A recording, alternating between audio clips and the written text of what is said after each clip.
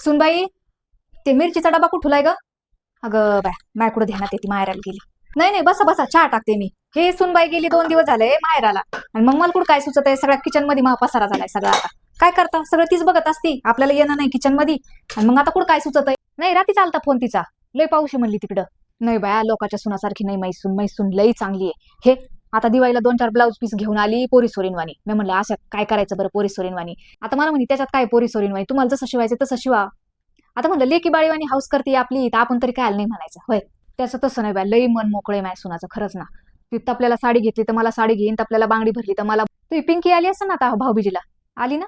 आता काय एकदा पोरी बाईचे लग्न झाल्यावर आपल्या आयांना कायचं माहेरन कायचं काय. पोरी आल्या म्हणजे तेच आपलं माहेर. पण किती दिवसापासून तिला य य म्हणत होती, पण जाणं कायचं होतंय मधी. तिला म्हणलं निमतानीच जाणं होत असतं. आता बी म्हणत होती ताई यायच्या तर मी कशी जाऊ. आता मी तिला तेच म्हणलं, ताईला भाऊबीजी आहे, मग तुला नाही का? मग तेच सकाळी पाडवा केला आणि मग दुपारून त्याला म्हणलं नेऊन घाल, राहीन 4-5 दिवस तेवढीच. हे काय ताई आता गेली बाजारात भावाला घेऊ, कामाचे दिवस चालले तर मग कायला उगं धावपळ करतो त्यांची. तू जाशील ना तुला टाइम भेटल्यावर? हा, मग तुला जेव्हा टाइम भेटेल तेव्हा जाय तिला आणायला, त्यांची नको तारामळ करू नुसती. मग तेच नेऊन घालायचं आणि आणायचं. मग ते आई बापानी काय उक्त घेतलं काय तुमचं?